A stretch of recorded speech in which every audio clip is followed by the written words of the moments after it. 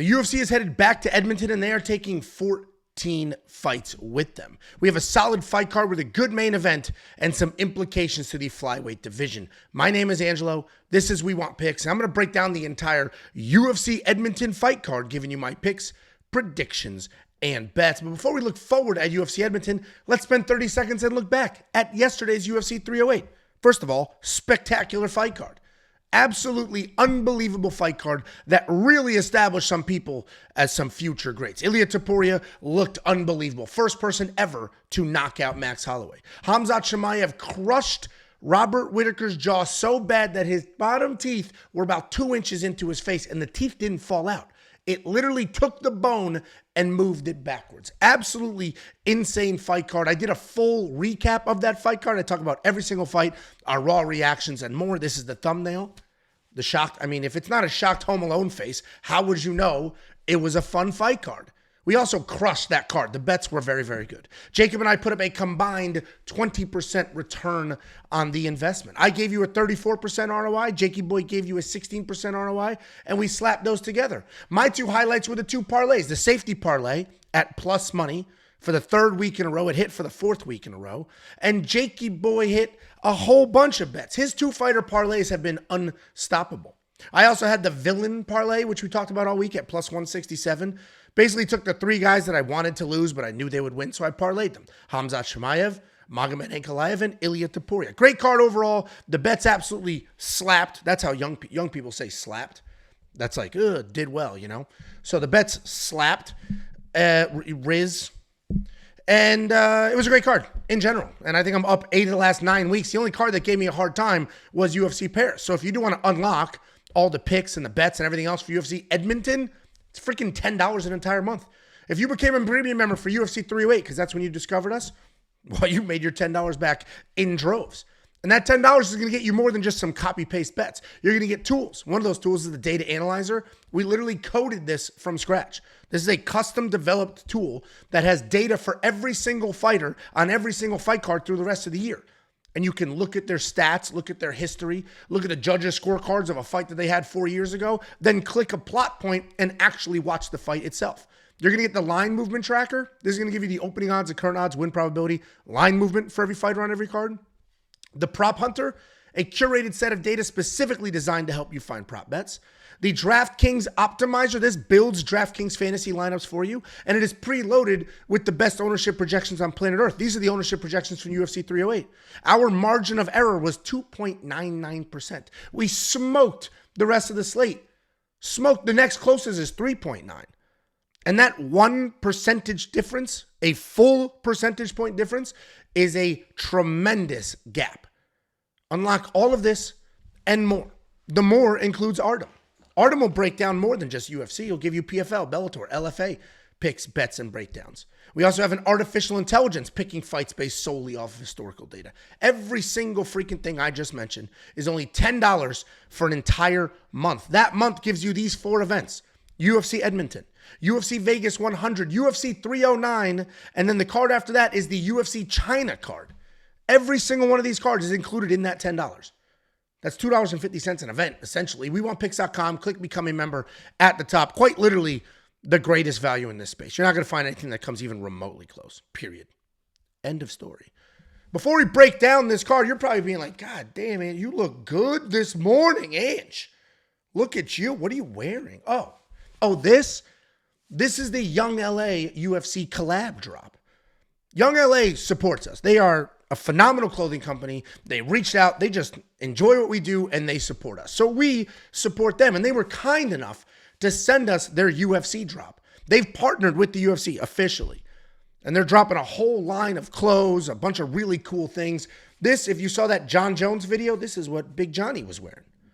So check them out at youngla.com. You can't buy this yet. October 29th is when you can buy this and everything else that's in that drop. Check them out. They support us. We need to support that. It's literally that simple. You support the people who support you. Check them out, youngla.com. Let's go ahead and break down this card. There are 14 fights on this card. I'm going to try to not meander, talk about God knows what nonsense. I'm going to try to get through this in a reasonable amount of time. But I am feeling myself because I know I look real good right now. So I might just start rambling. That was a very Jacob thing to say. Opening up the UFC Edmonton fight card, we have Jack Shore taking on the 2.0 version of Youssef Zalal. Jack Shore is pretty good. He's a good grappler. He likes to move forward. He's constantly looking for takedowns. Both his wrestling and his striking are similar, right? Just forward pressure, always doing something. He works in kicks nicely, all around pretty good fighter, solid striking differential, and he averages about 3 takedowns per fight.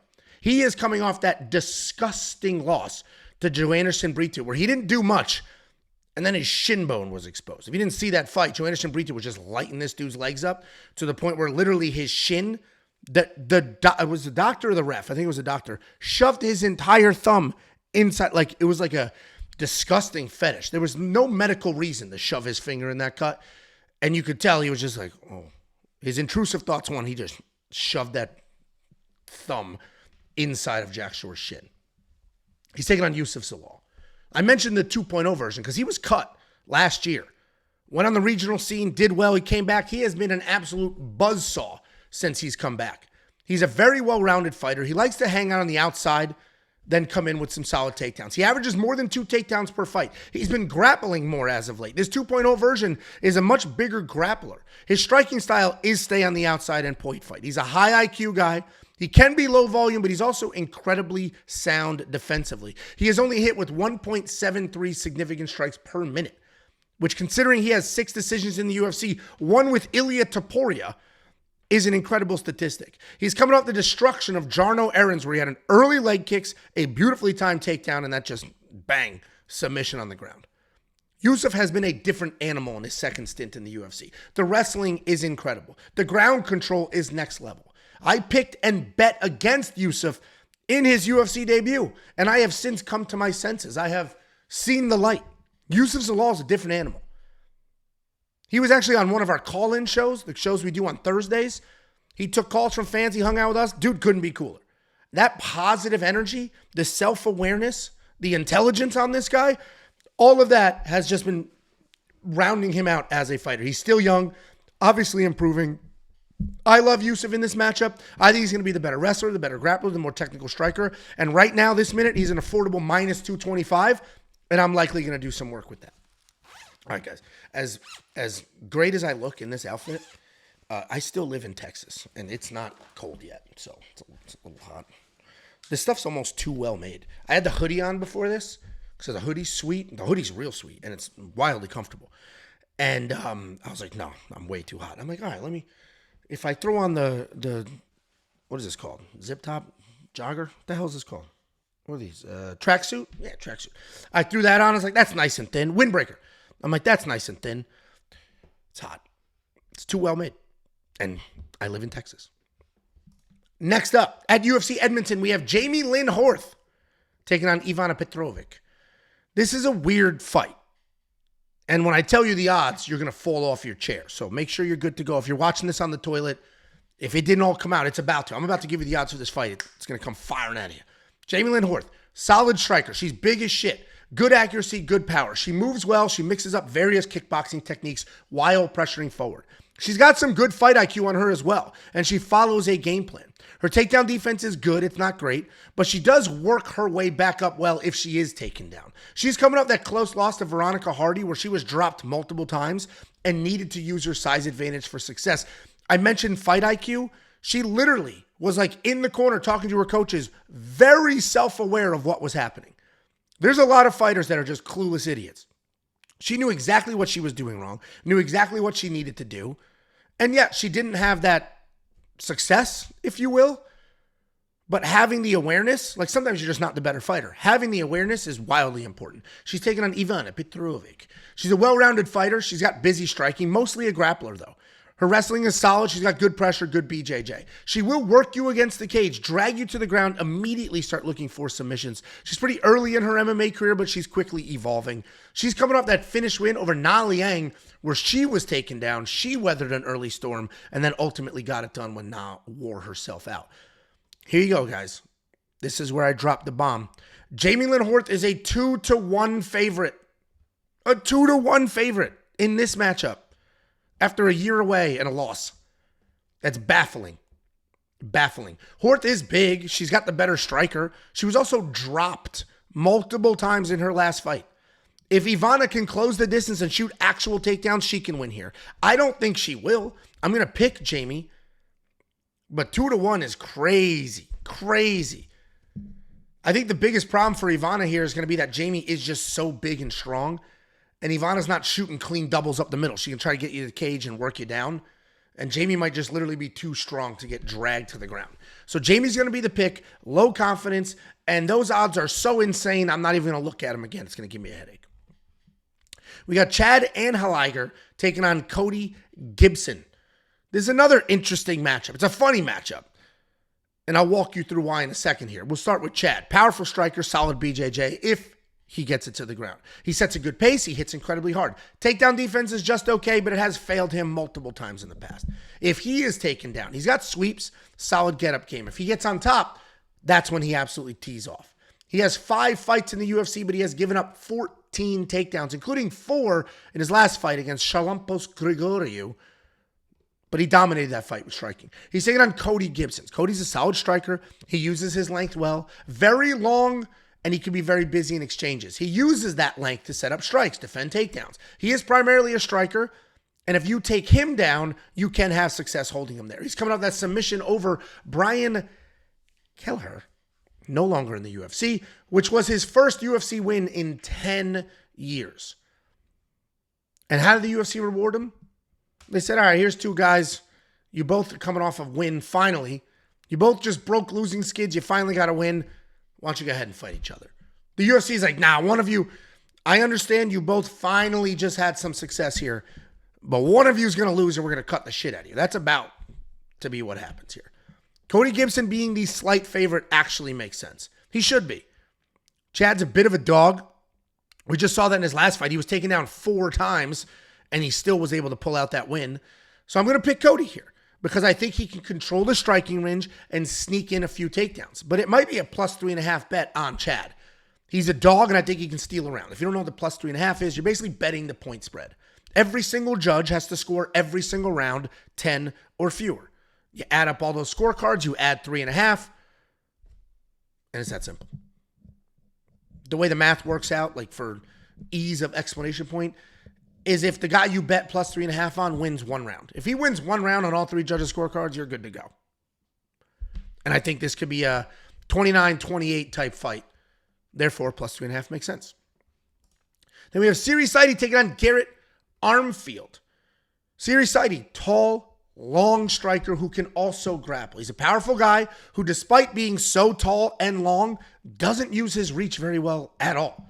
He likes to plot forward. He will keep that jab in your face, and then he'll throw big if he sees an opening. He can be taken down, and he can get his legs chopped. But even when he is taken down, he's got solid enough BJJ off his back to pull something off or at least stay defensively sound. He is shockingly chinny, though, but he is tough. He's coming off that close loss to Ramon Tavares, where he had the striking volume, but he was dropped. He's taking on Garrett Armfield. Garrett Armfield is a technical striker who doubles up his jab really well and switches stances. He's always working forward, but he stays controlled and doesn't take a lot of risks. He does a good job kicking the legs before coming up top. He has solid takedown defense, and while he doesn't typically look for offensive takedowns, if he does end up on top, he will hammer you, and he will work that really, really well. He's coming off the come-from-a-head loss to Brady Highstand, where he dropped Brady, was winning, and then ultimately got bullied to the ground and then submitted. I don't know why. I don't have an explanation for this, but I don't really love Garrett Armfield. I don't know why. I don't know what it is. Like, not everybody likes everybody. Some of you are hate watching this right now. You hate my guts, and you're watching this anyway. So that's how I feel about Garrett. And there's no reason to hate me. There's no reason to hate Garrett. Seems like a nice gentleman. I think what I don't like is, and there's, again, this is illogical, and who gives a shit what this guy does? The constant trying to meme himself.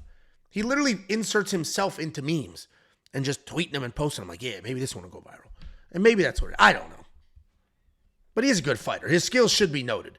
He's got some power. He has knockdowns in half of his UFC fights. Plenty of volume. Serhiy gets dropped. This dude has a questionable chin. And he could lose a decision here the same way he did his last fight. Good back and forth. One dropping, locks up a round. The other rounds are close, and we're good to go. I'm going to pick Serhiy, though, because I don't know if Garrett is durable enough to survive what Serhiy can send his way.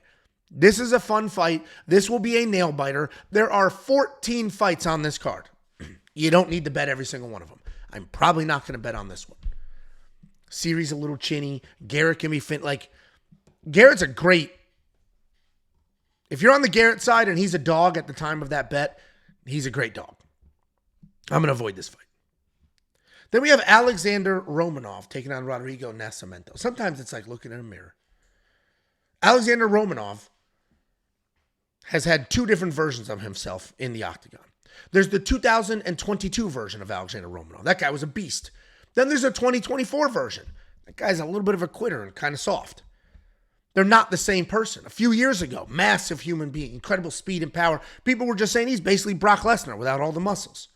Shoot a takedown, run right through you, pound on you. Currently, though, soft. He definitely has quit in him. And he's lost that aura around him. But he is still a high-level wrestler who can dominate with takedowns and control. He's coming off that loss to Jourdain Almeida, but that was just a reminder that defending takedowns is a very different world than getting them. He's taking on Rodrigo Nascimento, a grappler at heart with solid submissions who occasionally will get sucked into a firefight. His path to victory is usually grappling, and that's initiated by marching forward, throwing big punches, getting you to the cage, dragging you to the ground. He averages a little more than one takedown per fight, solid 76% takedown defense, which will be tested in this matchup, and he's coming off that KO loss to Derek Lewis. And on paper, Rodrigo Nascimento is literally the perfect guy to beat Alexandr Romanov. Literally the perfect guy. He's got good striking, good takedown defense. In theory, he defends a few takedowns. Roman's going to gas, be sloppy. Roman's going to turn his head and quit. That's honestly probably what happens. But I refuse to head down that path. I still believe in Romanov. He's been competing in grappling and wrestling competitions outside of the UFC, and I trust that he can come forward and get a takedown. He's only going to need one takedown per round. That's all he's going to need. So hopefully, the big boy doesn't scramble well enough to get back to his feet. The pick is going to be Romanov. Hopefully, he's ditched the Burger King for an acai bowl. And the problem with Romanov is you literally never know until you see him on the scale. A Romanov weigh-in might be the most important thing in the world. Because there's been many times where we all loved him and he stepped on the scale. We're like, oh shit, this guy should swim with a shirt on. And then there's plenty of times where we're like, these sucks, he's a quitter, he's soft, and he gets on the scale. It's like, all right, guess who's back?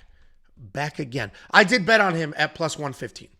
I just saw the underdog money. I believe in him. I am a simp for wrestlers, just FYI. So, love it, hate it, tail it, fade it. Hey, that should be a love it, hate it, tail it, fade it. Oh, I should be wearing my Young LA shirt when I'm doing rap music.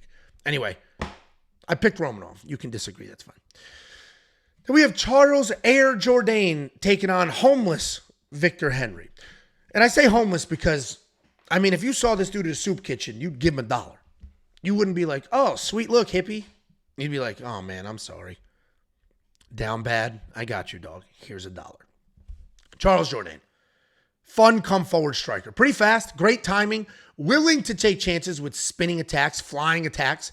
Not the most technical guy in the world, but he is one of the more exciting ones. He's an absolute dog who will keep fights ugly and in your face. He's coming off that second-round KO loss to Jean Silva, where he could just not hang with the power or the technique. Taking on Victor Henry. Fun come-forward striker with a wide variety of attacks. He likes to plot forward, use his head movement to avoid punches, and throw literally everything. At range, he's going to throw head kicks. In the pocket, he'll throw elbows. He'll clinch you up. He'll throw some knees. He's got a ton of variety. He mixes it all together very nicely. He's coming off that KO win over Rani Yahya, where he was taken down early, but weathered the storm and showcased the cardio. And I'm sorry to say that. I know there'll be some Canadians watching, and I'm sorry, but you have to hear this. Charles Jourdain just isn't that good. And I know he's like your dude. He's not that good. There was a moment in time a few years ago where he had a nice little win streak, had a couple of banger fights, and he tricked us. He tricked us all into being like, this guy is good. He's an upper echelon fighter. But he's just not. He's fun as hell. And you need fun people on the roster. And I will always watch a Charles Jourdain fight. But he's going to lose to people with good technique and cardio. And I think Victor can be one of those guys. I hate that he's 37 years old. I hate it. But he still looks pretty good. He fights smart. Victor's going to be the pick. And I actually threw a half a unit on him at even money at minus 110. And unfortunately, Sportsbook even is minus 110. If you go to Bet Openly at betopenly.com, their even is plus 100. Because they're not a sportsbook. It's just human to human. you're betting another person. But I understand there's a lot of you that aren't, I will not tolerate Charles Jourdain slander. Listen, he's just not that good. Fun as hell. Not that good of a fighter. Then we have Ariane Lipski or Ariana Dos Santos taking on Jasmine Jasudavicius. I'll tell you what I say earlier. Simp for wrestlers. Jazzy's a good wrestler, so you're going to have a heavy lean on this fight. But we'll start with Ariane Lipski. Now, Ariane Da Silva or Dos Santos. What I have in my notes and what I have on the screen are wrong. They don't align. It's one of those. She got married, so the name changed. Decent striker. She can grapple as well. The problem is her grappling needs to be offensively. If she gets the takedowns, great control on top. If she's pressuring forward, good technique. But if she gets taken down and she's off her back, she can struggle and has been finished in the past. Her recent evolution as a fighter has been incredible. In her last 4 fights, she has defended a combined 22 takedowns, went 4 for 4 on her own offensive takedowns. And that newly found takedown defense did just fail her in her last fight against Karine Silva. But Ariane Dos Santos has, or Da Silva or Lipski, has been evolving right in front of our eyes. She's taken on Jasmine Jasudavicius, a solid wrestler who likes to come forward and push the pace. She'll throw the strikes, pressure you back, and then get the takedowns. She got a solid clinch where she will control the body, throw heavy knees, work takedowns from there. She is an accomplished wrestler long before her MMA career. She's got fantastic hips, so even if she's got a bad shot or if you shoot, she's going to scramble her way to the top. She's coming off that dominant win over Fatima Klein, where for some wild reason, Jasmine was an underdog going into that fight. And when this fight was first announced, there was a lot of people talking about, ooh, Ariane's good. Ariane can win here. This is a bad matchup for Jasmine. I completely disagree with every single one of those statements. Ariane has certainly improved, but I don't care how much she trains. The wrestling and the pressure from Jasmine is very, very different than most matchups she's had. Karine Silva just out-wrestled her. Jasmine's a better wrestler than Karine. Jasmine wins this fight. She is minus 184. Wish she was a little more affordable than that. But I am confident she gets the takedown, confident she gets the win, and we'll have some action on her as the week goes on. Maybe the line will go the other way. I doubt it. She's a Canadian. She should win. Her line's probably going to take off here, but Jasmine should get this win. Should be pretty straightforward. Then we have Aiemann Zahabi taking on Pedro Munoz. Hey, you know how somebody doesn't... Here's the tell for people without a sense of humor this week, okay? Here's the tell for the unclever simpletons for this week. Everybody and their mother is going to be making jokes that that's Ariel Helwani. That's it. I did it for you. If you see somebody that thinks they're hilarious saying, oh, Ariel Helwani, they don't have a sense of humor. That joke's been done in the last 5 years. 5 years. Get over it. We got Ariel Helwani taking on Pedro Munoz. Aiemann Zahabi is Firas Zahabi's brother. If you don't know who Firas Zahabi is, he's a famous coach. He worked with George St. Pierre. That's his biggest guy, if you will. Most recently, he revitalized Rob Font's career. And I'm saying that because that means Aiemann Zahabi has been surrounded by top-level talent and top-level coaching the entirety of his career. Style-wise, pretty well-rounded guy. More of a striker than anything. He can be low volume at times, but we do know he has big power. Solid takedown defense at 79%. Solid fight IQ. He's coming off that win, that's in quotes, over Javid Basharat, where he showcased his toughness, but basically was sitting and spamming on right hands. And he won that fight because Javid is an asshole. And 2, Aimann's coaches, every time Aiemann did anything like, bah, they did the Brazilian thing. Bah, hopa. And it worked. Or poha, opa. That's Greek. Anyway, Aimann's taking on Pedro Munoz. Volume striker, non-stop pace, incredible leg kicks. He has dangerous BJJ, but he doesn't really look to get fights to the ground himself. He does have a negative striking differential, and every time I break him down, I mention that that's surprising because his high output is impressive. And when you're watching fights, it looks like he's landing more than he gets hit. So he's landing at a very high 5.32 significant strikes per minute and is still being hit with 6.23. He's coming off that second loss in a row, this time to Kyler Phillips, where the pace was an issue.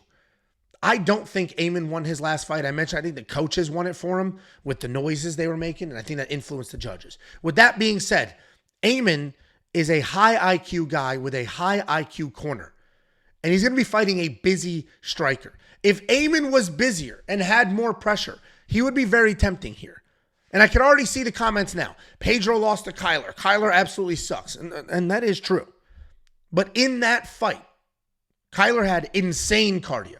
Insane cardio. Is basically what we saw in the first round of the Kyler Phillips-Rob Font fight. But he did it for all 3 rounds. So I don't want you to be MMA mathing here. Aiemann is going to be the pick because of the high fight IQ, because of the well-trained corner. But Pedro's good. And if you look at the losses, they're quality losses. Even that weird fight, I think it was an eye poke with Sean O'Malley, he won that first round. The Kyler Phillips fight, he was just outworked. But Aimann's not an outwork kind of guy. He's more of a point fight kind of guy. Aiemann is going to be the pick. But if he is just sitting on right hands like he did against Javid, Pedro's going to touch him up with that high volume output. Probably not going to bet this fight, but we'll see what the props look like when those drop. Over 2.5 here is probably as safe as you're going to get. And before we hit that main card, let me hit you with $50. If you go to wewantpicks.com/bets, we got a bunch of affiliate deals. Which means if you use the link to sign up with one of the affiliate partners and you make an account, make a deposit, they're going to pay us. But instead of just taking that money and being greedy about it, and we're going to share it with you. We'll slice some of it off. We'll give you the $50. Very, very simple. wewantpicks.com/bets. You sign up using the link. You make a deposit. We send you $50 as a thank you. Got to use the link. Lots of people reach out to me. Hey, I have a BetOnline account. I'm like, hey, I don't see it in the portal. Oh, I made it a year ago. Oh, buddy. Got to use the link. That's how affiliate marketing works. Here's a quick reminder of how well we did at UFC 308. 4th safety parlay in a row. 3rd in a row that was plus money. Jakey Boy up almost 2 units. Hit almost every bet except the lock of the week, which was Armin Petrosian, who actually looked good early before getting double backfisted in a spectacular knockout. But this isn't the only card we've done well on. I'm up money. It's 8 of the last 9 cards, I think, is officially the streak that I'm on. The only card that gave me a hard time was UFC pairs. If you do want to unlock all the picks and the bets, if you want to unlock the tools like the data analyzer, it's freaking $10 for an entire month. Quite literally the greatest offering on this planet. If you want copy-paste bets, we got that. If you're like, nah, I do my own bets, but I do a lot of research. Great. Use our tools to do the research. WeWantPicks.com, click Becoming Members, $10 for an entire month. And here's the 4 cards you're going to get. UFC Edmonton, UFC Vegas 100, UFC 309, that's the John Jones card, and then UFC China with Petr Yan and Divas and Figueiredo. WeWantPicks.com, click Becoming Member at the top. For that UFC 309 card, we're going to do a pay-per-view vlog. For all the pay-per-views, we film vlogs. The vlogs include a mail day. We go to the P.O. box, we open the mail, we read your letters, we eat your food, we do all your things. If you want to send something to be opened on the vlog, we want pics. P.O. Box 406 in Prosper, Texas. This latest vlog, which is being edited right now, we got the Young LA drop. Young LA is a phenomenal clothing company that supports us. It's literally that simple. They support us. They watch the show, they reach out, and they support us. So we, the collective We Want Picks community, should support them. And what better way to support them than they are also partners with our favorite sport, UFC. They just did a whole UFC drop. This sweet jacket is part of their drop. Check out the vlog for the full drop or just go to youngla.com. They have a whole website showing all the stuff. All sorts of like normal hoodies and like put together stuff to like super cool young guy trendy stuff, which I can't pull all of it off, but I'll pull off this jacket, the hoodie, and a couple other things. Check them out, youngla.com. Let's go ahead and break down this main card. And opening up the main card for UFC Edmonton is some PTSD. Mike Malott. Let's all collectively hold in our disdain for Mike Malott after his last fight. And he's taking on Trevin Giles. He should be good here. Mike Malott's a pretty well-rounded guy. Loose striking style, allows him to box and kickbox comfortably. He's technically sound. He manages range really well. He doesn't have a specific background. He's a true MMA fighter. So you can expect him to strike and grapple and wrestle and do all the things. He has 5 fights under the UFC banner. 2 knockouts, a knockout. Wait, what? 2 knockdowns. Sometimes I can't read my own notes. 2 knockdowns, a knockout, and 3 submission wins. Most recently, he lost to Neil Magny in a fight that he was dominating. And with like 30 seconds left, he quit because things weren't going his way.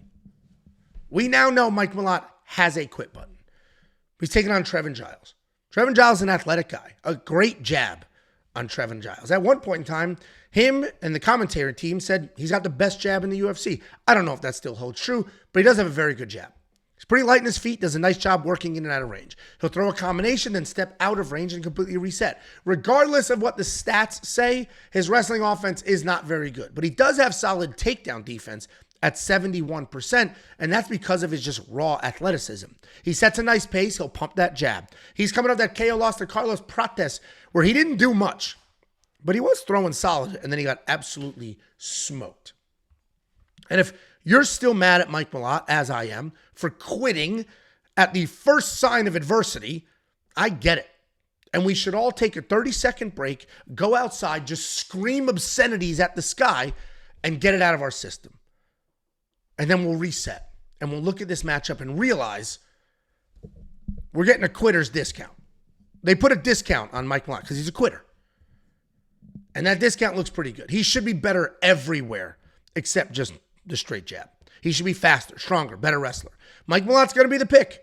I do have some Vietnam meme style flashbacks of him just quitting with a couple of seconds left. So it's hard for me to pull the trigger on a bet, but I should, because Mike Malott should win this fight, and he is more affordable than he should be. If he beat Neil Magny, if he just survived for another minute, Mike Malott would be minus. First of all, this wouldn't even be the matchup. It'd be somebody higher ranked. But if it was somehow the matchup, he'd be minus 700. All right, we're getting a quitter's discount. So get the PTSD out of there. He's probably worth betting on. Then we have everybody's favorite Canadian, Marc-Andre Barreau. I don't know if he's your favorite Canadian. Taking on Dustin Stolze. Who is everybody's favorite? Like, Crocodile Dundee is everybody's favorite Australian, right? Who's everybody's favorite Canadian? Is Mr. Rogers Canadian? He seems like a Canadian. Super friendly. Who's the favorite Canadian? I can't even think of a favorite. Celine Dion? Is it Celine Dion? Justin Bieber? Why are they all musicians? Marc-Andre Barreau, well-rounded fighter, solid kickboxing, good takedowns, good jiu-jitsu. Typically looking to pressure forward and wear you down on your feet. He has impressive striking volume at almost 6 significant strikes landed per minute, but he also hit with more than 5. He's not particularly powerful, but he is busy enough and tough enough to grind out wins. He is, however, coming off that KO loss to Joey, the fraud from Philly Pfeiffer, taking on Dustin Stoltzfus. Dustin Stoltzfus is a busy striker. He's got very good power. He also has a BJJ black belt and has been wrestling more as of late with 11 takedowns in his last 5 fights. He likes to hang out, strike inside the pocket, and that's not the best idea because he's got a questionable chin. His record is spotty, and he does get finished, but his losses are to quality opponents, and he's beating the people he's supposed to beat. And if you look at the Canadians on this card, the UFC hasn't done a lot of them a lot of favors. This matchup, however, is probably as good as it's going to get for Marc-Andre. Dustin's going to be very dangerous early, but Marc should be able to weather that storm. I'm expecting lots of output from Marc-Andre. I do think this fight could potentially go long. Maybe we get lucky enough with a 1.5 round line. It goes to 2.5, bet the over. Marc-Andre is going to be the pick. I think he can weather an early storm. Dustin is dangerous. And Marc was just knocked out, but I think Joe Pyfer hits at like a completely different velocity than most other people in this division. So Marc-Andre is going to be the pick. It's going to be dicey early, and then he should take over with volume. If we get a 1.5 round line, for sure, hitting the over. Then we have Caio Machado taking on Brenson Ribeiro in the first of 2 heavyweight fights on the main card. And we know how heavyweight fights can go. They can be absolute slugfests, not slug fights, because they're not going to bang it out, slugfests, where they're just going to lay there like a festival, looking like slugs. Or, what happened in the next fight with Derek Lewis, we get a quick knockout. These are not two knockout guys. So we'll see what this fight looks like. But we got Caio Machado. Pretty well-rounded guy. He is the new generation of heavyweight, where he's not humongous, right? He sits around 250, stays active instead of just being huge and powerful. He's not the cleanest striker in the division, but he does have volume and footwork. He'll back up, he'll throw nice counters as well, and then he'll push forward with good jabs. He's got nice clinch work, good takedowns, underrated BJJ. He is coming off that decision loss to Dontel Mays, where he had decent speed and movement. He's taking on Brenson Ribeiro, an offensive striker with solid grappling. I specifically said offensive striker because he likes to move forward and bomb away, but he is very hittable. His takedowns are mediocre, but if a fight does end up on the ground, he's very aggressive and he will hunt for submissions. He is dangerous both on top and off his back. And while Ribeiro has a pretty well-rounded offense, he can win a fight anywhere. He does have a quit button and can be finished. He's coming off that loss to Magomed Gudzashulov, said that wrong, where he started to panic wrestle and just dove at legs. A quick funny story about Caio. And Caio, if you're watching this, I apologize, but I imagine you knew this is what happened. Jacob and I went to UFC 303. Jacob paid for it. He bought the VIP experience. The VIP experience includes a lounge where you hang out, you get some drinks, you get some food, and you chill with fighters. It's like a revolving door of fighters that'll come in and hang out with you. Caio Barallo was in the lounge. Dude could not have been cooler. And while talking to him, he mentioned, I've seen your show. I'm familiar with We Want Picks. And I said, well, you need to come on one of our call-in shows. And this is before we had fighters on the call-in show. And he said, of course, send me a message. So that night in the hotel room, I sent Caio a message, essentially saying, great to see you in the VIP tonight. Let's get you on the show. And it wasn't until I sent a screenshot of that back and forth conversation to Josh, the web guy, where he said, who's Caio Machado? And then I realized I messaged the wrong person. I was messaging Caio Machado the whole time and not Caio Barallo. And I felt pretty stupid. I felt bad because he was like, yeah, hell yeah, I'll get on the show. So we'll get you on the show as a my bad. Regarding who wins this fight, though, I think Caio should win. He's the cleaner fighter. He's more buttoned up. He has more ways to win. Obviously, Breezy could come in wild and connect, but outside of that, Caio's just the better fighter. So Caio's going to be the pick here. Here's a look at that DM. Hey, nice to meet you tonight at UFC VIP. We got 26,000 this a few months ago. We got 26,000 subscribers on YouTube. Would love to have you join the show and answer questions from the community. Nice to meet you. For sure, I'd love to. I mean, at this point, he must have known. I said, I saw you tonight. This guy was at home. And then there was a lot of back and forth. And it wasn't, this was 4th of July week. And he's like, all right, I'm ready. We going live tonight? I'm like, it's 4th of July. We'll go live next week. And that's when I screenshot it, sent it to Josh. And Josh was like, you're an idiot. So let's get Caio Machado on the show after this fight. Hopefully he wins. And we'll all have a good quality laugh. The featured fight of the evening at UFC Edmonton is Derek Lewis taking on Jonathan Deniz. This is a striker's delight. This fight can't go long, right? Like, this can't be a staring contest. Might be, because Derek Lewis is the lowest volume striker in the heavyweight division. But as long as Jonathan Deniz isn't afraid of what comes back his way and they don't stare at each other, somebody's getting knocked out. Derek Lewis is the knockout king. He literally has more knockouts than anyone else in UFC history. But as we know by now, that's all he has. And I'm not being rude. That's all he's got. He's not going to shoot a takedown. If he gets taken down, he's just going to stand up. He's very low volume, 2.48 significant strikes out the door. That's it.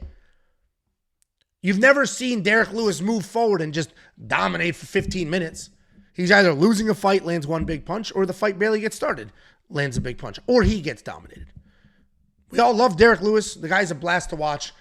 And we all know by now, he is the hardest puncher in the UFC, at least according to the wins he has. He's the all-time knockout king. He has literally knocked out more people than anybody else in the history of the UFC. He's taking on Jonathan Deniz. Jonathan Deniz is also a very good striker. And while Derek Lewis is all power, Jonathan Deniz has a bunch of clean technique. He also has incredible power. He throws in combinations. He's got good defense, great speed for his size, and he was a professional kickboxer before moving over. His takedown defense is solid, but relatively untested. He is only 8-0, but he does have 7 stoppages. He's coming off that decision win over Carl Williams, where he landed big early, and he looked great, and then he got taken down. This is a 50-50 fight. Anybody who is more confident than that is crazy. The easiest breakdown you're going to get from me. Whoever lands the first big shot is going to win. It's that simple. Both have huge power. I think Janata's the better striker, like technique-wise, and I think he's going to land first because Derek Lewis is pretty low volume. Janata is younger. He's faster, cleaner technique. With that being said, one punch from Derek Lewis gets it done. I'm going to pick Janata. The under is probably the way to go here if you're going to bet. Could be a staring contest because that's heavyweights. But I think Jonathan Deniz probably gets it done because he's going to throw the first punch. That's it. Then we have the co-main event of the evening. This is a good co-main event. And I feel bad for these ladies because this was the main event. This was the announced main event. Maybe it wasn't officially announced, but it looked like it was announced. And I think the UFC was like, all right, like The Canadians have been through enough. We can't make this the main event. And then they brought in Brandon Moreno and Amir Albazi. But at a point in time, this was it.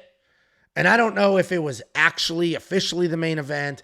I don't know if literally like ticket sales did nothing. And they're like, we gotta do something. I don't know what. And I do feel bad for the Canadians. Sorry for this little rant. Because the UFC takes advantage of you. Canadians are fantastic MMA fans. They're loyal fans. They watch the sport. They understand the sport. They appreciate the sport. And they will show up to any event the UFC brings you. The UFC will show up with this as a main event. And they'll sell out. And the UFC takes advantage of that. They know if we go to Canada, especially if we visit, Canada's massive. If we visit random cities, we go once every couple of years, we'll sell this place out. We can put anything on that card. They won't care. So they take advantage of you. That doesn't work here in the States. You put together a trash card, you're not selling that thing out. But when they go international, they do tend to take advantage. So I feel bad. And I'm glad you guys got a pretty good main event. And this isn't a bad fight. This is actually a very good fight. I'm about to break it down. This is a good fight, and it matters for this division. But it shouldn't be the main event of a regional fight night. We got Rose Namajunas, former strawweight champion of the world. She's on a nice little title run here at 125, or hopefully a title run. Strawweight's the weight class below this. And she moved up in weight, and she's looked pretty good. She's a good fighter. She's good everywhere. Definitely more well-rounded fighter in almost every matchup that she's in. She has excellent striking, very good wrestling, solid BJJ. She's got good footwork, deceiving power, and she has wins over other all-time greats like Joanna Jędrzejczyk, Tisha Torres, Jessica Andrade, Weili Zhang. And as much as she can be cringy in the interviews and the sourpuss face, you just can't argue with her accomplishments. She is coming off the straightforward win over Tracy Cortez, where a lot of people, my co-host included, were tricked into thinking that Tracy was somehow going to win that fight. Taking on Erin Blanchfield. Erin Blanchfield is a nasty grappler. She comes forward, she'll throw punches for a minute and then start working her grappling. She's still young, she's still cleaning things up, so she's going to improve every single fight. Up until her last fight, people were saying that she's the next world champion, future champion, Erin Blanchfield. It was almost like it was her nickname. And yeah, she averages around 6 significant strikes per minute because she's busy. 2 takedowns per fight. She's tough as shit. But she is coming off that one-sided loss to Manon Fiorot, which she showcased her toughness, but it was a perfect encapsulation of who Erin Blanchfield is. Couldn't get the takedowns. Striking was sloppy. And that's Erin Blanchfield. She's almost a carbon copy of Mackenzie Dern. Insanely tough, no quitting her whatsoever. Very dangerous on the ground, but absolute dog shit takedowns. This is normally where I would rant about how insane it is that you're this good on the ground, but you have no ability to get it there. But I won't. I'm going to keep this classy. I'm not going to mention the fact that this is your job and this is your livelihood, and maybe, just maybe, you should train your weakest skill set and learn how to wrestle, so you don't look as utterly clueless as you did in your last fight. But we're not going to do that here. This is a classy show. Without the ability to get this fight to the ground, Erin is stuck in a striking match against somebody who is a better striker. Rose should absolutely win this fight. 5 rounds only helps Rose. Because if she does get taken down in a round and gives one up, she's got 4 more to cover the distance. She's not only the pick, but she is at plus 100 right now. She's the dog. I threw a half a unit on her. I think Rose gets it done. Unless Erin Blanchfield dramatically improved her wrestling since her last fight, what the hell is she going to do here? What is she going to do? Rose is an all-timer. Rose wins this fight. And then we have the main event of the evening. Brandon Moreno taking on the return of Amir Albazi. I already see the comments. Amir lost his last fight. That was a robbery. Amir lost his last fight. That was a robbery. I get it. That was a year ago. Get over it. Let's talk about this fight. We got Brandon Moreno, former world champion, absolute dog. Fun to watch, Brandon Moreno. He's very tough, got a good chin, puts on a nonstop pace. He averages almost 2 takedowns per fight. He mixes things up really well. His pace, his will to win are by far his best assets. He will continue to come forward and stay busy no matter what is happening. He is coming off back-to-back split decision losses, most recently to Brandon Royval. The problem with that loss, Brandon Moreno looked a little slow. He was only throwing one punch at a time, not throwing combinations, looked a little flat-footed. He's taking on Amir Albazi. Amir Albazi is a legitimate prospect. He's got good grappling, good striking, sets a high pace. He has a very comfortable striking style where he's just light on his toes, bouncing in and out, long jab. The fact that he is light on his toes allows him to very quickly lower his level, snatch up a leg, shoot a takedown. On the ground, slick grappler, and isn't just a wrestler looking for control. He will take risks. He'll roll for positions. He'll look to snatch things up. He's coming off that questionable win over Kai Kara-France where the strengths were doubled, and so were his takedowns. I mean, statistically speaking, that should have been a very easy Kai win, but it wasn't. So it is what it is. Get over it. Sometimes you win a bad decision. Sometimes you lose a bad decision. That's the sport.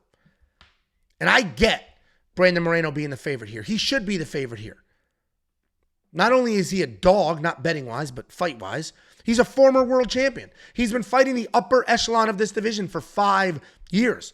But he's also coming off one of his worst performances. And yeah, a lot of people think he won that fight. A lot of people think that that was a bad decision. And he beat Royval.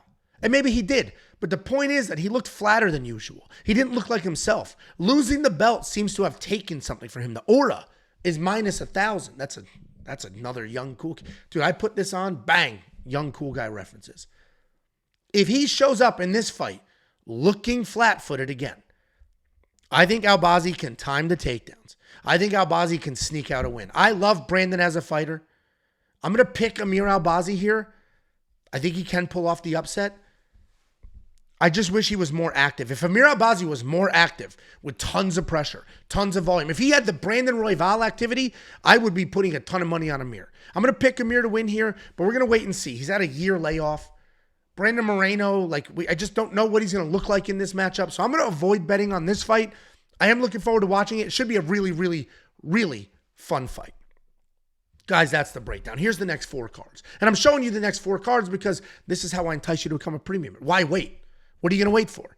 UFC 309? Well, if you sign up today, you're going to get UFC 309. There's no reason to wait. If you sign up today, you can get UFC Edmonton, UFC Vegas 100, UFC 309, and UFC China. All 4 of these cards, you're going to get picks, bets, round line leans, artificial intelligence. Here's how we did last week. Go watch every recap the last 2 months, and you'll see how well we did all of those cards as well. All the tools are available instantly. And a lot of the content is week to week, right? You're going to see the bets. There are future bets, but you'll see the bets for that week. The DraftKings ownership projections for that week. But the data analyzer is built out for the future. All the way out for the rest of the year. Every single card is there, ready to go. You're also going to get tools like the line movement tracker, opening odds, current odds, win probability, line movement for every fighter on every card. You're going to get the Prop Hunter, a curated set of data specifically designed to help you find prop bets. You're going to get the DraftKings Optimizer, preloaded with the best DraftKings ownership projections on the planet. And you're going to get Artem, giving you PFL picks, LFA picks, Bellator picks, bets, and breakdowns. The artificial intelligence, picking fights based solely off historical data. Every single thing I just mentioned, available right now. WeWantPicks.com, click Becoming Members, freaking $10 for an entire month. And if you want 50, we'll send you 50. WeWantPicks.com/bets. Use the link, sign up, make a deposit. We'll send you $50. Guys, our numbers are astonishing. It's only possible because of you and the support that you provide. I appreciate every last one of you. Thank you all so much. We'll see you the rest of this week for all the normal content.